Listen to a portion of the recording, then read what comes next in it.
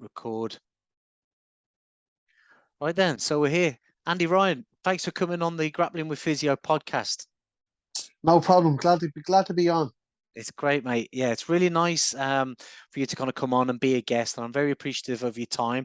So, how we usually start this is just a bit of an unscripted chat, and I'm very interested in your kind of like backstory.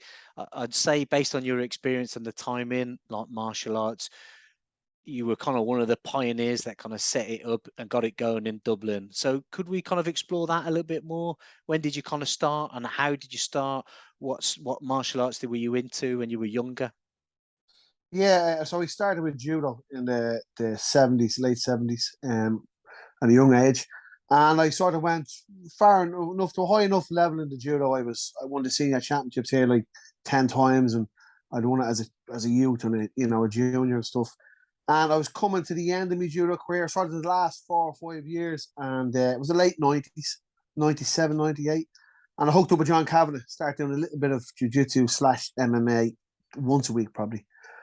And then I was trying to qualify for the Sydney Olympics, and I got a year full of injuries. And I think my body just had a lot of wear and tear, weight cuts and craziness. So I sort of hung up the gloves and jumped into the jits, sort of that and MMA. Late 90s, sort of 2000 year mark, So that's the start of the start of my jiu-jitsu life here in Ireland.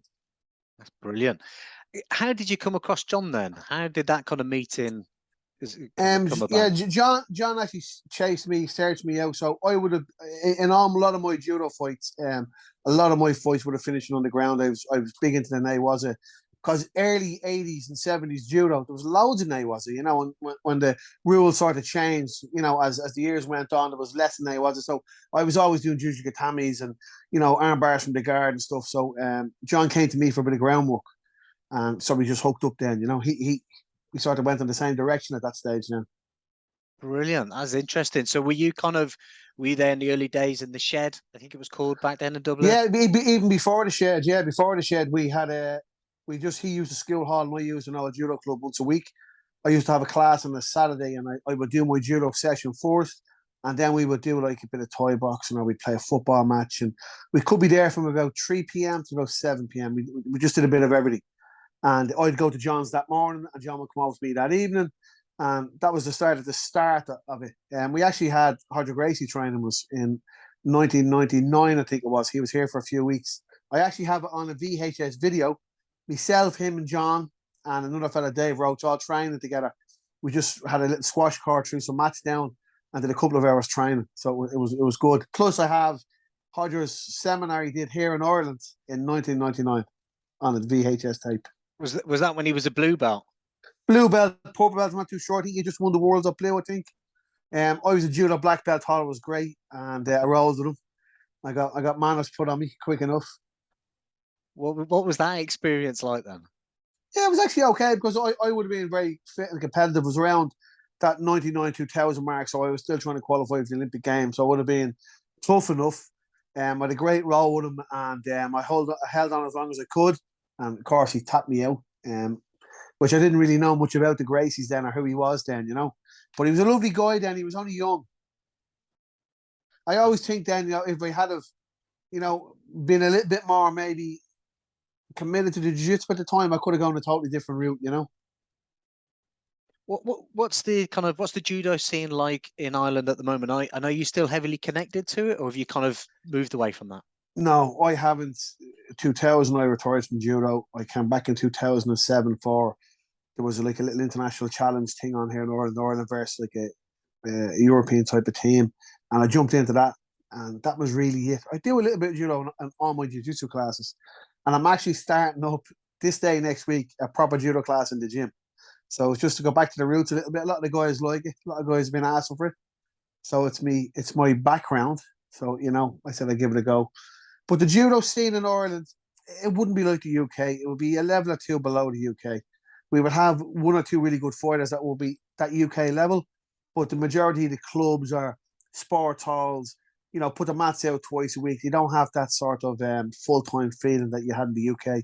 I would have travelled to the UK a lot to train in Coventry and a few places like this, I've a lot of friends live in England and London, so I would have trained with these guys.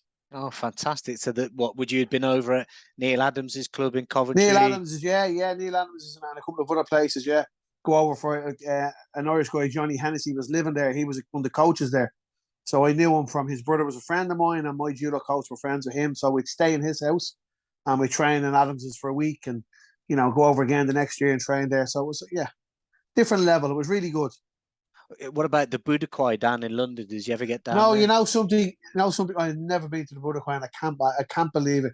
I have some of my black belts in my gym. Robbie Brennan is a judo black belt as well, and he's trained. He lives in London. He trained the Budokai, but I'm actually thinking of making a trip out there. And I can't believe all the years I've been in London training. I've a good friend Paul Murphy lives in London, and he's part of the Metro Judo Club, and we've never gone down. And it's only across the water. Talking about going to Japan and visiting the Kodokan, and the Budokai is across the water. I think that's what Irish judo lacks here. We don't have that base or that sort of central historical venue. Where it's there that long, and great guys will come out of it, and it's fed around the rest of the UK. We don't have that here. Is judo, as it is in the UK, is it recognised as an Irish sport? So has it got the funding and the backing? Yeah. Oh, it's proper. Yeah. Proper sport. Ireland. Yeah, sport. It has the backing, but it doesn't have, like, there is certain clubs, like there's the Amakoi club in Belfast and one or two others that would have been very serious and have good judo players. But it was a little bit of hit and miss. It was like, for me as a judo player, like me trying to qualify for the games here, I was wasting my time. I was in the military at the time, so I couldn't afford to go to the UK and live. And I probably needed to be in the UK, because I was sort of fighting 90 kilos, 81 kilos sometimes, but 90 mostly. And I had maybe one guy in my gym I could randori with. I had a couple of older guys that had been to the Olympics 88 and 84, but they were 71 kilo guys at 78. So I didn't really have the bodies to train with. And my club was 2 nights a week, so I would drive around other clubs for randoris. So you weren't getting the bodies or the numbers or the high level of training you needed to compete at that level. It wasn't until I listened to one of Neil Adams' podcasts, and him and Ray Stevens were talking about how many randoris you need a week and the traveling, and 50 good randoris a week. And I'd be lucky to get 5. Mm. And I was sort of rolling, floating around on my own. I think if I had been born 5 or 6 years before that, I would have had a better group of guys to train with. But I think at that level, we were a very good club level in Ireland, but at international level, we hadn't got that much experience. Do you think that's kind of just, population size, and obviously in Ireland, the Gaelic sports play such an important, prominent figure within communities that everything else plays kind of second fiddle? Because you said earlier when you were training with John, you'd go and grab a game of football. And for those that probably don't know, were you referring to Gaelic football? Did you mean Gaelic as in a game of Gaelic football as opposed to soccer? No, we would have played anything, soccer, rugby, anything. anything. Okay, All cool. depended on the day. Yeah. But usually soccer. Yeah. Play soccer in Dublin. Yeah. But do you think that's what it is? It's because I think so. Boxing, like every area in Dublin here is boxing clubs. There's boxing clubs everywhere here, and they're full-time premises. They're the kids go down and train 4 or 5 days a week, and Kempo was big like that here. They all had their own dojos. And I think the judo, it was more people, got into a sports hall were getting built in the 80s, and people were going into these venues. So instead of looking at your own club like the way the jiu-jitsu clubs now do, or the MMA gyms, you were in a sports hall once or twice a week. So I think times are limited, and that was the mentality of it. Nobody probably wanted to take on that, full-time judo club. There was a couple of them around. I was in one in Colester, but it wasn't used to its potential. Even though we owned the building, there was judo classes 3 days a week, which is a joke, really. Sum up the kind of, because you seem like you're in this golden era in Ireland now with MMA, with jiu-jitsu. What's that like as a gym owner? Yeah, I think we're on a rebuild at the moment. I think the golden era, the top sort of production, what we was that 2010 to 2015, where we had Neil Seary, Paul Redmond, Conor McGregor, Kyle Panda, Ashley Daly, all these guys, Paddy Hill, all coming through. People seeing, but the thing I will say about that is they had all done the levels. We'd all gone to the UK, done the striking submits, done the fight nights in London, and all the different shows around Scotland and all over the UK, Wales, everywhere. And and then we hit the Cage Warriors level, and then we build a level up to that, and then we get to the UFC. So everyone who sort of earned a place then put in the groundwork, traveled the UK, done the circuit. That's changed, I think. People now have start MMA, turn pro, and they want to be on Bellator or UFC fourth pro fight. So it's an Instagram, world now. You could say, Right. Okay. That's an interesting perspective. So do you think because it was so tough for that level of lads that went through, that's what essentially drove them to be so good, and now yeah. that it's more established, everybody expects it very quicker? Or Yeah, I think we've got to that where Bellator comes, PFL comes, all these things come, and guys want to get on that straight away instead of maybe doing your 4, 5, 6, 8 fights on smaller promotions and building your way up. Because it works both ways. You might have there's 1 or 2 really good guys that get on these shows, and I have a guy, Constantine Planeta, a really good wrestler, high level fighter. 1 fight in Bellator wins it easy, But there's other guys that have got 1 fight in Bellator or bigger shows, or I got a crack at the UFC when they haven't reached that, level behind them, and they lose. And then where do they go from there, So I find that a little bit is happening. interesting. I mean, I was having a chat with someone. I mean, it was a busy weekend, for the UK in regards to boxing and MMA, with Leon Edwards becoming the champion, beating unbelievable. Usman. Amazing, an absolute amazing story. And he really put Erdington, an area in Birmingham and Birmingham itself on the map. So fair play to Leon there. I mean, I don't think he's getting enough coverage, and it's, No. I think if that was somebody, well, the likes of Conor back in Dublin, it'd be a massive event, and it's not really. It's Conor knows how to sell it, doesn't he? Like, no one does it better than Conor at that. He sells himself. He sells the game. He's very good at it. That's true. Yeah, I think Leon. I'm delighted he won that belt because he's put the hard work in. He's there all the time fighting everybody. He's tough as nails, and it's great to see the results. I describe him as he's a bit like.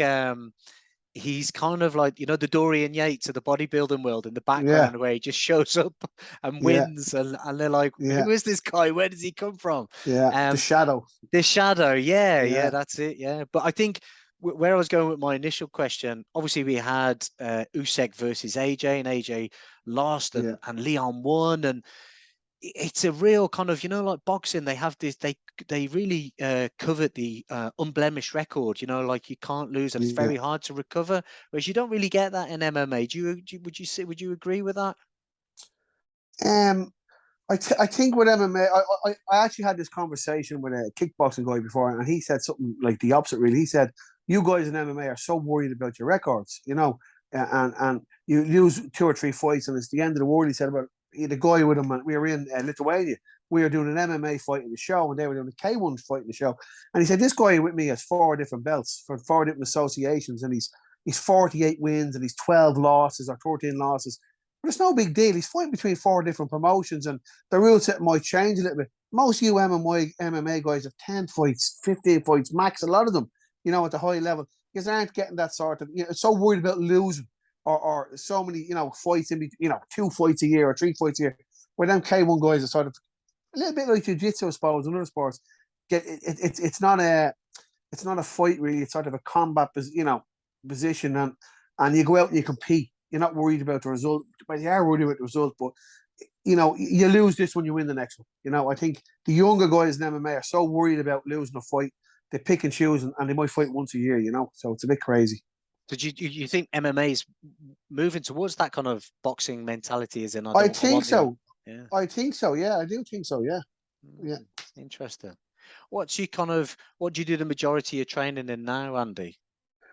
So my gym is 50-50 with MMA and jiu-jitsu. So I'm on the mat teaching jiu-jitsu, and we have wrestling in the gym as well. But for me, it's I teach the jits, I teach the pro MMA classes, but our gym is sort of 50-50. It's hard because trying to divide your time between both. And I find what happens is I get so busy with the guys. Like this year I was in Vegas for UFC. I was in Texas for PFL. I was at the IMAF Worlds with the young kids in January, and I was gone for a lot of weeks. And then you come back then, and your jiu-jitsu guys, you're losing touch with them, or the level of that is going out. You know, you're missing the competitions. You're getting to the small competitions. So it's managing the time is hard. But I think I'm lucky. I have a good few black belts around me to help me out, and some good MMA coaches in the gym. So I had one of the guys on PFL the weekend. He lost there, Miles Price. So I had Neil Seary, UFC, ex-UFC fighter. He went out with him. You know, I didn't have to travel. I was doing a triathlon in Limerick with my daughter, so I didn't want to miss that. So, what's your kind of lineage? In regards to jiu-jitsu? When did you get your black belt? What's the background there? Yeah, so I was sort of training with John with the SBG group for a few years, and I was very much traditional with the judo background, and that's, you know. And a guy called Rodrigo Medeiros, one of Carson Gracie's black belts, one of his senior guys, used to come and visit us in Ireland. And I just had a chat with him, and I had a chat with John. I said, that's the way I'm going. You know, I was a purple belt at the time. It was very structured to what I liked. It was very much that traditional sort of martial arts feel to it, you know. And I started traveling over to San Diego then in the early 2005, 2006, 2008, I think, you know, around that time. And then I got my brown belt off Rodrigo, and then I got my black belt in 2011 off him there. So I was very happy with that. Wow. So it's a good one. So it's him, Carlson, you know. So it's not a big gap. So it's a good lineage. That's amazing. Yeah. I mean, obviously still rolling now at this kind of your age now and your Yeah. background, obviously been in the army for quite a few years. And we know Yeah. the toll that kind of, was it an infantry unit you were in? Cavalry. Right. Well, we know the toll that can take on your joints as Yeah. well and your body. How do you kind of stay injury free, or how do you manage your injuries when you're on the mat? Well, I'm not. I'm full of injuries. So yeah, I'm actually nursing an injury now. I have a torn calf muscle. I was doing a triathlon at the start of the summer, and I tore it, and I just kept going on it, and it's in a bad way. I just got to really watch who I train with. You know, I made a couple of mistakes. So when I retired from the judo, and then I started coaching and doing bits and pieces, and then I stopped rolling as much, and I wouldn't have been on the mat, and I stopped doing my cardio, and I started lifting loads of heavy weights and started doing a bit of powerlifting. And so that did me no good. That more damage to the joints. And then I sort of, the start of the lockdown, I said, I had to look at myself. I was 132 kilos. I thought it was great, lifting mad weights. I said, you know what, I got to get back running. I always felt great when I ran, and I run now a couple of days a week, 3 or 4 days a week, and I find that keeps me injury free on the mat, because you know, it's get a bit of weight off you, working the lungs, working the body. You're out in the fresh air. When you come to the mat session, then you're that little bit looser, you know. So I think the running for me, watching who I'm training with, and making sure I rest in between is a big thing as well. I try and grab one of the black belts and roll, you know, maybe do 5 rounds before the class, 2 days a week, and then I'll jump in bits and pieces. But it is hard to stay injury free and coach when you get a little bit older and you have a lot of injuries. Yeah, but to say you probably would accumulate quite a few through judo as well, wouldn't Yeah, you? yeah. I've placed in my hands, I've broke my fingers and my wrists, ankles and stuff. So yeah, and I find now they are coming through. You will feel that on the mat, you know. Busted shoulders, busted neck, but you know, that's the game, isn't it? What would you say? How would you? Let's say me and you were in the pub and we're having a pint, and I said, "Well, what?" And I hadn't trained. I'd say, "Right, Andy, what are the differences between judo and Brazilian jiu-jitsu?" For me, Brazilian jiu-jitsu, it's a little bit like surfing, or a little bit like, it hasn't got that that political sort of, you know, overtone on it, where there's an association and, you know, there's someone calling the shots and you can do what you want. It's a little bit more freer. For me, it's like judo I did in the 80s. It's very much like the judo I did. A lot of groundwork. So I think international judo was tougher than jiu-jitsu. It might be, people might get annoyed by saying that, but I think at that international level, it's tough. It's hard on the body. I think with jiu-jitsu, you can do this your whole life, you know. And I like it that the big thing with this is you can join at 50 years of age. You can compete in a competition in white belt 50 years of age. You know, you're not going to get hurt. You're going to enjoy it. You're going to have a progression. You know, you're going to take that step, you know. Where a judo competition, you could be 6 months in judo and you go to a competition, you could be fighting a black belt. So I think it's more enjoyable.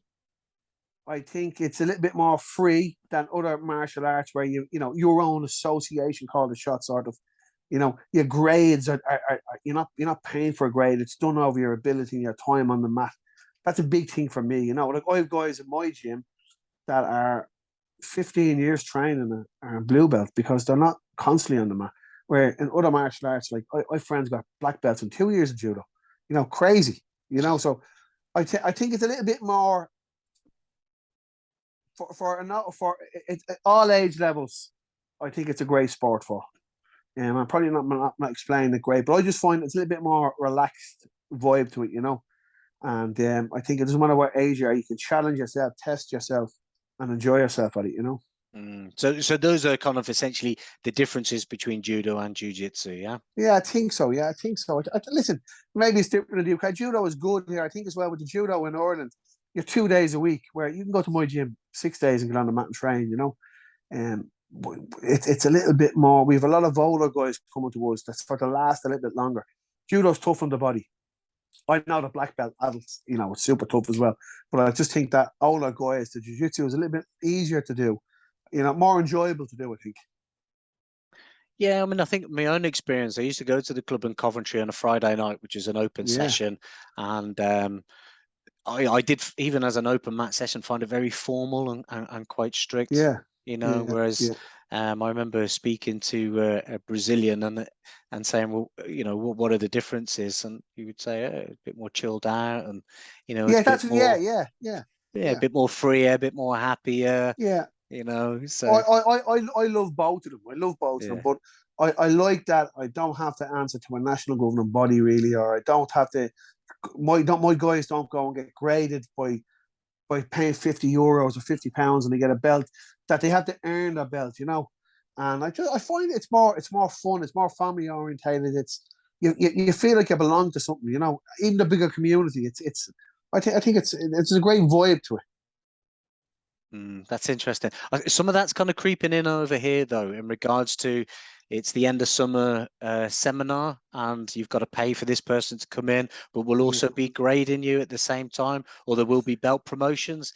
And you kind of, although they don't necessarily say, that it kind of runs parallel. You've been promoted, and you're also paying for the seminar, and the head instructor of that club or that affiliation is promoting everyone, and you think, I don't mind that too much if it's like, so I do seminar. I have about 10 affiliates in Ireland. I do go around and do small seminars and training sessions. They come to my gym, and then our head coach comes over from San Diego once a year, and it's good to have that, that bit of backup and that, but we never try and rob anyone with a seminar. We never try and how would you say, we don't try to put pressure on people. And we love getting people in to teach. We've got Ashley Williams in there just before the summer to teach. He was over doing a competition in Ireland in Grapple Kings. So I said, he's here, let's get him in, So it's good to get more knowledge. But I understand. I still do my class very much. We line up, we bow, we shake hands, we do all. We still keep that etiquette and the black belts and all that type of stuff. But it is a little bit free flowing, It is a little bit more relaxed. We don't charge. When we do a grade, we don't charge for the grading. I try and keep the grades separate on the seminars, because I try and do a big grading in Dublin at the end of the year and get all the affiliates there. And I think it's good for the guys to meet each other and shake hands and get the photographs and earn your belt in front of your friends and your students and your, the people you train with. So I think it's good like that.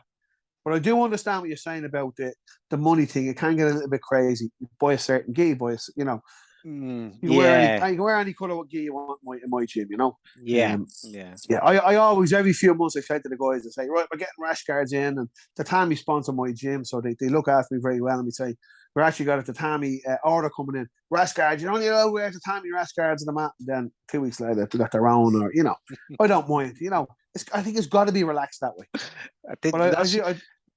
Sorry. Now, go on. I was going to say that's probably the difference between one of the fundamental differences between BJJ and judo. Yeah. The level of relaxation in regards to the kit, the uniform, etc. And then the ability to grow and do different things. We teach you your fundamentals, and we let the individual learn based on their body type, what game works for them, etc.? Yeah, yeah. I've actually had a conversation there with one of my students. He started jiu-jitsu in his probably late 30s, and his kids, he actually helps out in the kids class now, and he very much wants a curriculum and wants the A, B, C, D, and what to do and what to do in the class. And I'm sort of saying, well, it's a little bit more freer than that. We'll do certain positions, and like, that's the way we've done it. And I'm thinking, well, maybe do I have to change now? Is that the new people are coming in? They want something a little bit more black and white, and they want to know the steps 1 to 5 and when they're going to get their belt and stuff. And I do try and do it, but I still think, it's that's not jujitsu. You know what I mean? And that might not work for everybody. No, no, no. Some people might respond to the curriculum-based learning, Yeah, step by step, etc. yeah, And I noticed I found that myself moving gyms when where I'm at my current place. My coach is very much okay. So here's the concept. Now I want you to go and stress test it and explore it with your yeah, training yeah, partner.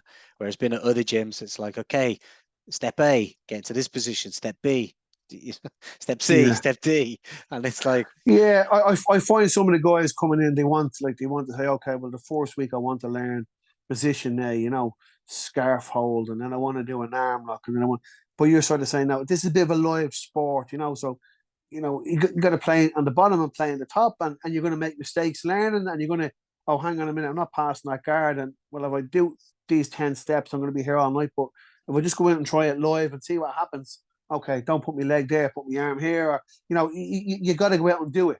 And I think it's hard to put that on paper. You can give the outlines of what we're going to do, and we're going to work on guard this week, and we're going to work from closed guard to spoiler guard.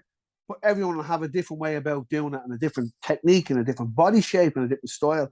So it can't be too regimental. And I try and explain that to these guys, and I say, yeah, but I still like to have a wrote down. Okay, we'll write it down, Yeah. What kind of when it comes to promotions, Andy, what do you Yeah, look for? Because you got kind of like in jiu-jitsu, you got such a wide variety of demographic. You might have somebody young, absolute bull, yeah, flipping full of yeah, testosterone, and they're about to get promoted to blue belt. And you might have somebody a little bit older who intellectually might pick up things a lot quicker, but the body's a little bit slower. But yeah. you're kind of thinking, look, they're at different stages. How do you balance or judge that when it comes to promotion? Yeah, so for me, it's simple enough. Young, fit guys that are competing, there's no rush in promoting from belts. Every time you win a competition, if you change the belt, how many belts would we have? You know what I mean? There's no rush. You're a white belt, you're young, you're fit and hungry. Go and explore that white belt level. Go and compete, compete, compete, compete. Beyond the mat, save your time on the mat. I do expect you there more times than the guy in his 40s. He's got a family and a job and whatever else. And I do expect you to compete, and then you work up your grades. I would hold back in giving a young guy a black belt until he's really tested and he's really, served his time at the belts. And then I think I have 16 black belts I've promoted in the last 10 years in my gym. A lot of them had been coming up with me. So when I got my black belt, they were brown belts or, so our purple belts. And I look and I say, they've all had different criteria. So one of the guys, Robbie Brennan, one of the first guys I gave a black belt to, was a judo black belt. Like, he's older than me for a long, long time. He's won the Euros Masters at blue, purple, brown, and black. He's got a world medal at the World Masters. Again, he's black belt. Because he's competition based. He can run a class. He can teach. Okay, the 25-year-old brown belt will smash him up, but that's here on two different paths. And then I have another guy, Peter Doyle, really good athletic guy, got his black belt quicker than a lot of guys, but he was constantly traveling, competing, traveling to the US, doing the Euros, and had won and competed against guys at his level. He won the Euros, a brown belt adult, and stuff like this. So some guys like that. And then I have a couple of guys that are really technical, but just haven't got that little bit of hardness in them, and of other guys that are on the mat all the time, more than anybody, do more competitions, but just can't progress them techniques, and you're sort of holding a guy, you're giving a guy a black belt or a brown belt before these guys, and you have to sit them down and say, well, listen, you're not ready for the belt because of A, B, C, and D. But I do think there is two different paths. I think the young, fit athlete shouldn't be in a rush. But a view of a guy that's 50 years of age and he's coming from a sport and he's broke up and he's there regular 2-3 days a week and he's putting in the work, I think he's going to get his belt quicker than most. Once he can hold his own at his age and his belt. That's the thing, Do you think with the popularity of it becoming, so mainstream, do you think there's too much emphasis on belt promotion? Yeah. Like I got my judo black belt in 1992 and my favorite belt in jiu-jitsu was my purple belt because I was still competing. I was still young enough. I was sort of only to retire in the judo a few years. I was still probably just nearly 30 years of age, and I wanted to bloody kill everybody and the sort of drive and like, so what if a black belt gets me? But I don't give a shit my purple belt. But I was an international judo player, black belt, so I think I had that little bit of backing. But I do think people do get caught up getting the belts. You get your black belt. The way I look at it is, if I walk into any gym around the world, and have my black belt on, I must be able to hold me on. I must be able to technically and physically hold me on. I don't expect to go over to San Diego. Like I went over to San Diego and trained with Clark Gracie and stuff. I'm not going to go over and beat Clark Gracie. Clark Gracie was an top player, adult player. I'm a retired judo player coaching, So but I got to be able to technically be able to hold it with him, and I've got to be able to put up some sort of fight with him, So I think if you can do them things, you're happy enough. Like anyone that I given a black belt to, I'm confident that if a Brazilian walked in or they walked into a gym over in the UK, that they could hold their own, And that's a big thing, I think. That's interesting. Yeah. I wouldn't want a black belt knowing that I don't deserve that black belt or I'm not up to the level, You don't have to be the fanciest player in the world, but you just got to know the basics. The basics. Basics good. And be good and efficient at the basics, yeah. Yeah. And then, like I'd always say, I'm not the best man for doing a bear and bowler, but I'll try it, and I'll go and find out how I can do it for a big guy, And if you ask me a question on it, if I can't answer it, I'll go and find out how to answer it, So I think that, like, knowing yourself, okay, I can't answer that. I'm not going to bullshit him, but I'm going to go and find out the answer of the student, Call him back, this is what we're doing, and this is how you do it, no problem. Or some people get an ego, and they bullshit, you know what I mean? They bullshit. I've been trying to ask like at least one of the same or repeating questions in like my podcast. So just to get a bit of consistency, but to get everybody's opinion, especially with you being over in Dublin and me asking people from all walks of life and all different areas. How would you kind of what is jiu-jitsu to you? How would you describe it? Jiu-jitsu is my life, really. That's what I do full time.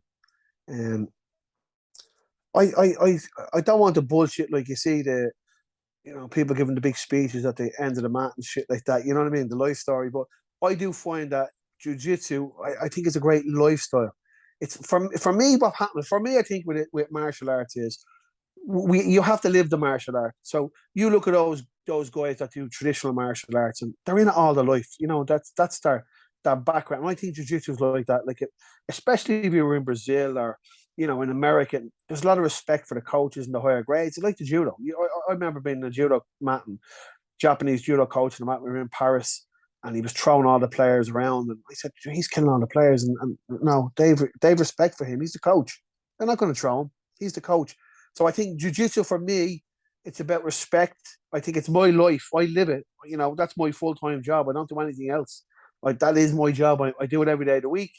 My walls here behind me are covered in jiu-jitsu and MMA stuff. So I think it's a lifestyle. I think you got to live it. I think it's hard to just do it 2 days a week and put a box in it, put it in a little hole and do this. I think you got to live it. Even if you're only living a part-time, I think that's the key to it. And for me, I live it. I live jiu-jitsu. That's very interesting. It's great to get everybody's opinion, on what they interpret it. I do notice what's coming up, though. You know what you said there about I don't want to give the spiel you hear some coaches give at the end of each mat. Everybody I speak to says, well, it's life-changing, but they say it kind of like tongue-in-cheek, and with a bit of a kind of level of, unease, or they're quietly, you know, Yeah, they're yeah, quietly uncomfortable by yeah, saying, or maybe admitting, well, it is life changing and it has changed, you yeah. know, my life. I mean, since I've been doing it, it's changed it's been a Well, game changer. yeah. So something similar, something like that happened to me a few years ago. So in Ireland, when you go to the military, if you do 21 years in the army, you get a full pension. My brother's on a pension now; he's done 21 years, and I was out of the army a long time. I went in '94, came out in 2002, and I took a year off the coach and stuff, and I never went back. And I always had that regret. I try not to have regrets, but I love the military, and I left, and it kills me to this day sometimes, you know. And I was talking to this one of my students who was in the army, and I was saying to him, "Oh Jesus, I can't believe I would have been nearly retired and a pension, and you know, I would have doing this and that." And he said, "Jeez, lucky you left, isn't it?" And I said, "Why?" He said, "Well, look what you're at to doing. You're traveling the world. You're the second, you know, black belt in Ireland. You're UFC coach. You're traveling all over the place. All the lives just changed. Your fellas coming into this gym and, you know, in hard times. And this is like a getaway for them, like a safe zone, you know. Look at all the kids coming through. Just, you know, and look what you've built in Ireland." And then you sit back and say, "Jesus, yeah, well, hang on a minute, you know. I have done something. It is life changing, and it mightn't change my life, but it might put someone in a good direction." We have one of my black belts, one of the coaches in the gym, and he won't mind me saying, but when a couple of years ago, one of his kids was very sick, had cancer, and he used to come to my gym every evening. He would go to the children's hospital, see the kid, and then he'd come to my gym and just want to get somewhere where for 2 hours he could fucking let it go and train, and nobody would ask him anything because nobody knew, and it was like a safe zone. And he said to me a few years ago, he said, "You know what?" He said, "That got me through." They had a 5 or 6 year hard time, family home. He said, "That got me through that." He said, "Coming to the gym every night with the guys that, you know, give you a bit of stick. Don't care what your job is. I don't care how good you are, how bad you are. Give you a bit of stick and just trying hard." He said, that kept me. That saved me. You know, and then I'm thinking, there's probably loads of guys that have gone through the gym, you know. Myself, you know, I do think it is life changing, but it might be different for everybody. That's very powerful. Good, perfect timing. We're just about to finish this, so all I'll do is Lovely. end this, and then we'll start another one. Okay? Yeah, I was going to plug this in. Yeah, make sure it's all right. Loud and clear. That's absolutely fine, Andy. So yeah, great to have you back there. Sorry, mate, the time frame ended on the last meeting, so we got a new meeting, and all I'll do is just splice these two together Yeah, before yeah. on YouTube.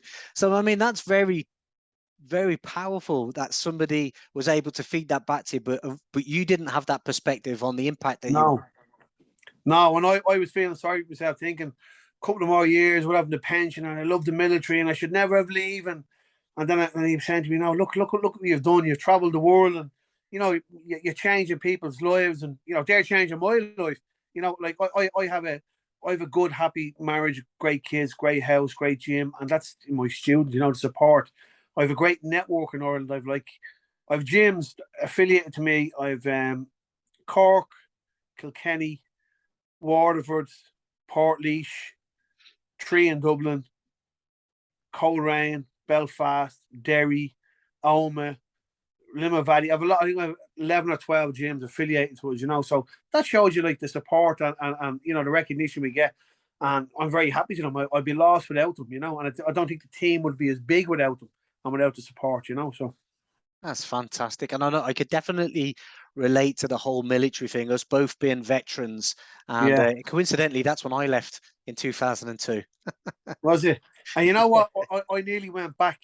So before the lockdown, they were losing a lot of numbers in the military, and a good friend of mine, I was actually a groomsman at his wedding, is the sergeant major for the Irish Army, and he's a great little position. And he was telling me, look, they're recruiting people on, and I said, I'm a bit old, I'm 45, and this was 3 years ago. And I said, I'm 45. And he said, no, once you're under 45, you can get in. Once you can pass the fitness test, and you're training and running and stuff.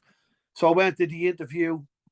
I did a medical, and when I was at the medical, I'm sitting with the other soldiers that had been in a couple of years, and they were mostly young guys, half my age, you know, and they didn't have that same like when I went to the barracks. Even though I knew some of the guys, there was yes sergeant, no sergeant, and yes corporal, no corporal, and I've seen an officer, yes sir, no sir, and played it the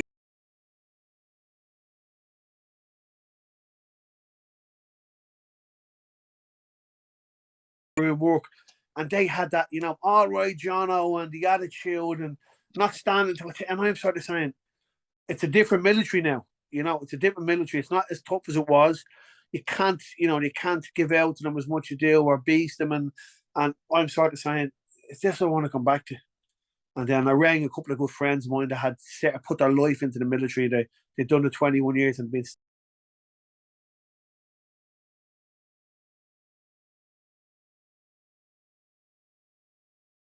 It's not the military left. People don't have your back. It's not the same level of comradeship you had. And, why are you coming back? You've built a name for yourself. And what's going to happen is you're going to go back in there as a trooper, and some little cocky upstart is going to say, well, there's Andy Ryan, thinks he's great, UFC and jiu-jitsu head. I'll make him make fucking tea here for me now. Something stupid, and you'll end up choking him to death. Don't come back. So I didn't. And I was sort of relieved then.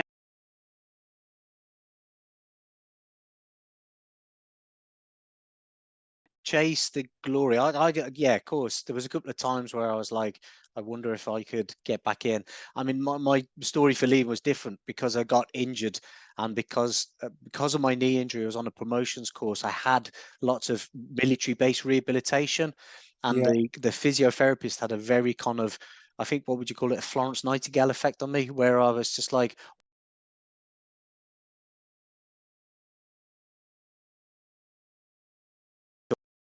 go to uni, I'll become a physio.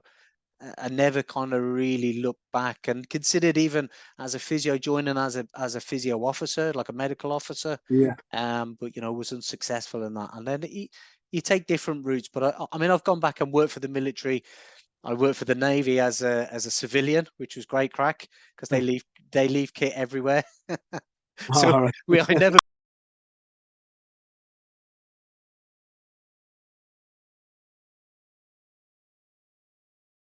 A great finding system. So, but it was good. And most of my friends now they're all warrant officer, class ones, class twos, or some are late entry officers and captains.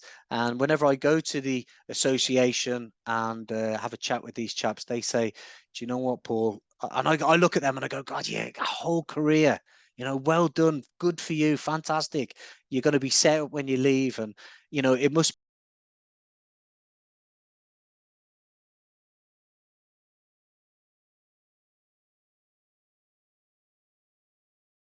one underneath you, you don't truly, because they're doing as they're told, so to speak, because you're a higher rank. They're just doing as you tell them, Yeah. and you don't Yeah. necessarily know. Well, is this really my mucker? Because they've Yeah. gone and they've retired, or they've gone into different positions. And they all said the best time we had was when we were guardsmen back in Germany and we had no responsibility. Yeah. Well, we have a what.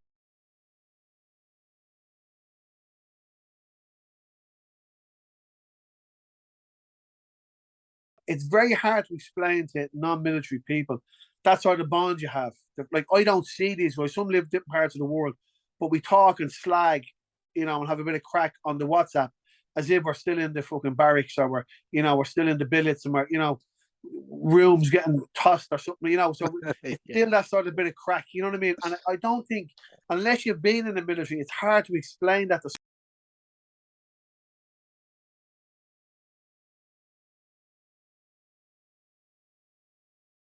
When you yeah. go on a course, or you're in battalion with something, or even if you're in a tight spot. There was always in my regiment, well, my old regiment, the Irish Guards, there was a saying, well, they used to call us the mix, and it was a term of endearment, and they used to say everyone hates the mix and we hate everybody else. Yeah. Yeah. Yeah. Whenever you could be the most unlike person within, out on the piss or on the rip, but as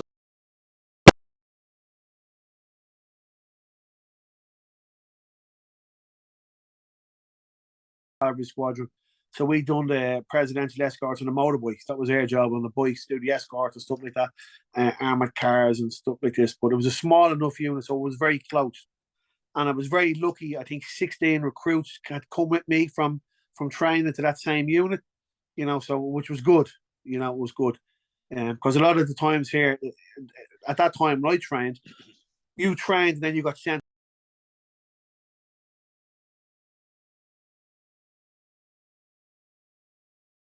train in Cattlebrew in Dublin. And the guys went to Cork and went to Cavan and on, and I stayed in the brew, which was great.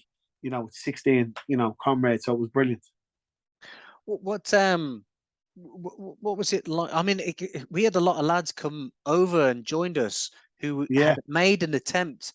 I mean, my best mate, who's no longer with us, may rest in peace, Ian Malone. He made several attempts at getting in to the Irish Army, but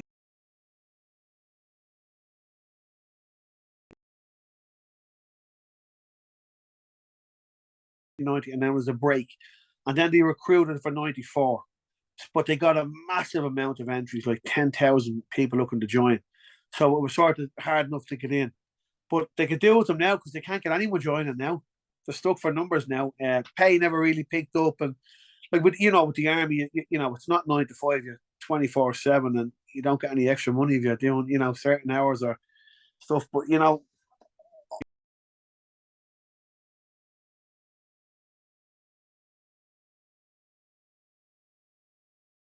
again, like I was in the military, I have a couple of regrets in the military, things I didn't do. I got caught up so much with sport and judo, and I sacrificed a lot. But I didn't take overseas trips I could have, and I went to places to Germany and Croatia and France for sport stuff, and I turned down a couple of overseas trips that I should have, and I turned down promotions I should have taken. And when I look back now and I say, they were only 6-month trips or a 6-month course, I should have done them, but look.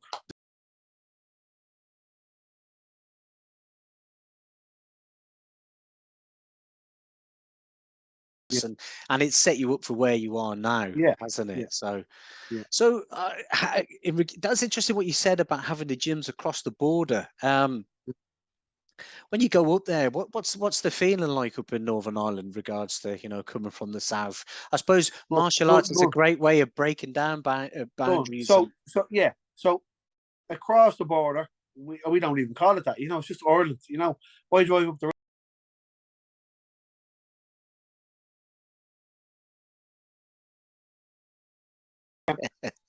I'm up there, a good friend of mine, Peter Lavery in Belfast, and we have all sorts come to that gym, all religions. We don't give two shits. I have no time for that bullshit. I don't care what religion you are, what colour you are, what you do. Once you're respectful on the mat, you respect your coaches and your peers and stuff, no problem. No problem. And my gym up there, we're up in Coleraine, which is a most.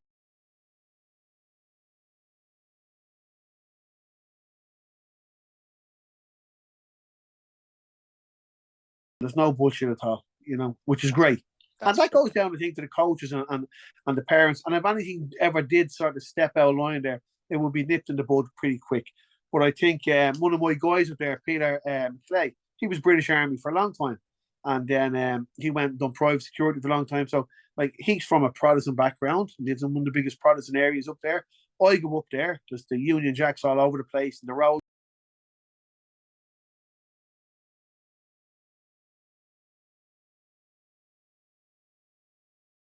We don't want to know what, because you're mixing with people from all over the world. Don't want to give a shit about that, Absolutely, yeah. No, that's great to hear. Brilliant. Hopefully it'll only get better. Hopefully it'll only get better. Yeah, I'm up there a long time. Teaching and training. I'm actually up there. I'm in Belfast and Derry September, first week of September. So looking forward to it. So Andy, what's kind of on the future for the gym and you?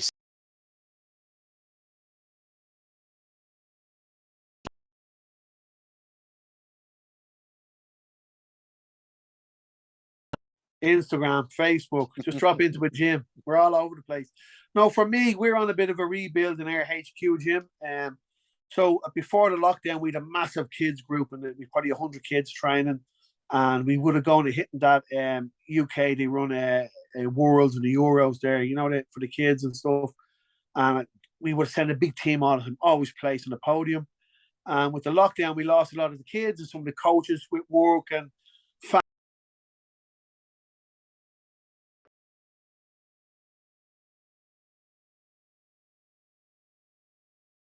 Birmingham. They took second place in that BJJ Kids World Championship, so it was very, very good overall team. I think we had about 70 kids over. We could probably double that. Wow. So it's rebuilding the gym. And my MMA class is flying, my wrestling class is flying. They're all young guys. They just want to come in and do MMA and wrestle. They don't want to put the key on. They don't give a shit about belts. My jiu-jitsu classes are older guys, 30 years up. So I'm trying to get the younger guys into it. So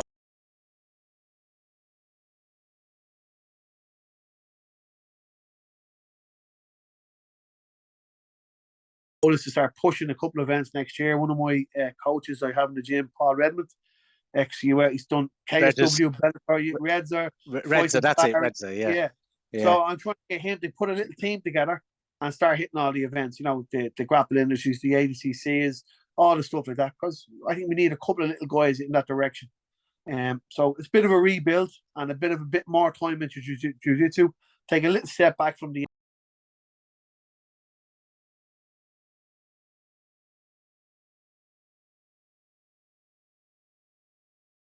probably sorting out the time and spreading a little bit more better, but definitely rebuilding the jiu-jitsu scene in my gym at the moment, spreading it out a little bit.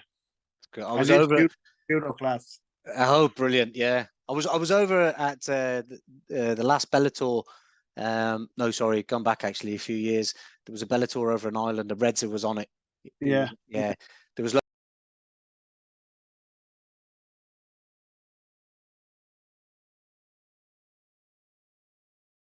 Still DJing, yeah.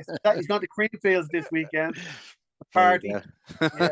So actually, we've you're talking about Colin. We've a camp in Shinobi in Lagos. He said, yeah. So we started it off a few years ago, and we had, I think, the first camp I did was 8 students from my gym went, and I think this one we have 65 people booked in to train. So explain the logistics behind that. How do you?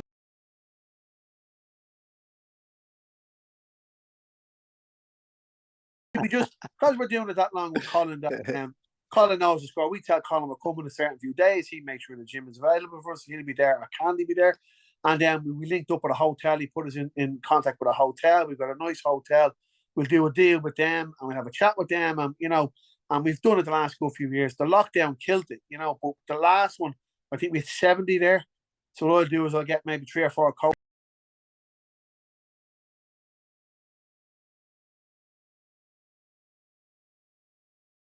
And they got till 5 or 6 in the morning and be on the mat for 9:30. Well, and if they're not, they're going to get whipped, like I saw you last time in the video. Yes, yeah. And then we go to the beach and have some fun and then maybe Rez or some of the other serious guys, they do their own thing, a little extra class here and there. But it's more of a get together for the affiliates and people. And we've guests.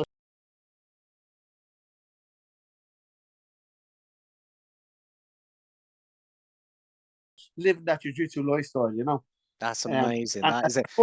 A funny thing with that was I was in San Diego, and me and Reds are sitting there with a couple of other coaches at 7:30 in the morning. We're having a bit of breakfast before we went training. And I said to Robbie, "Jeez, Robbie, imagine living like this, just getting up in the morning and going training." And he's looking, "Yeah, that's what you do." I said, "It's different. There's no summer where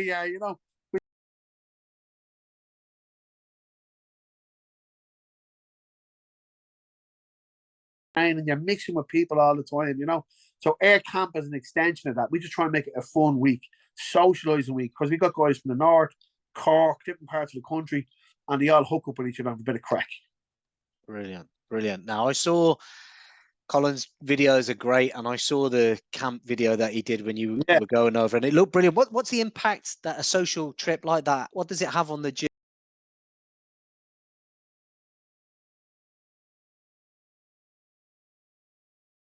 The gym's closed and stuff, and a lot of people, tough in work. So I think it's a good stress reliever for them, and it's a bit of crack.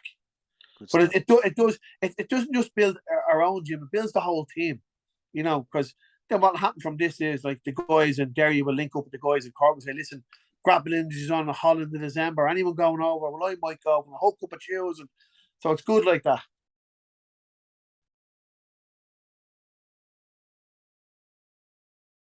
As you say, I don't think you see that in judo as much. I don't think you see that. You have your club, you don't mix with anyone else really. Where my club is affiliates around the place. You don't see that in judo really. And I think that's that's part of it. It's that community based feel to it. Fantastic. Where are your clubs in Dublin? Where are they situated? So I have 2 clubs of my own.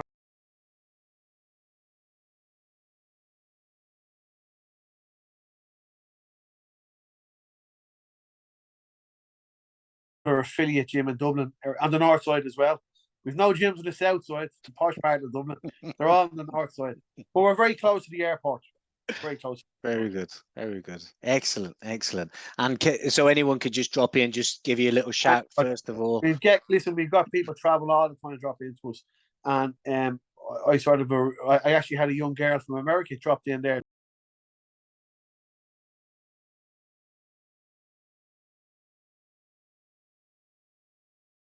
They come over, they're guests, they're paying enough to travel on the holiday.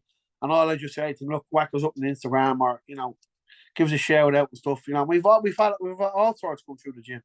I've had in the early days of BJ Penn came training for a week. Oh wow! Yeah, fantastic. he was on his way to Japan to fight in Pride.